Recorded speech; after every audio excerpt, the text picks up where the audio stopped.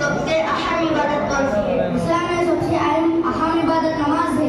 इस महीने में रोजे फर्ज है। रमजान के महीने में रोजे फर्ज है। मुसलमान हज करने कहाँ जाता है? मुसलमान हज करने मक्का मुकर्रमा जाता है। अस्सलामु अलैकुम व रहमतुल्लाहि व बरकातुहू। वालेकुम अस्सलाम व रहमतुल्लाहि व बरकातुहू।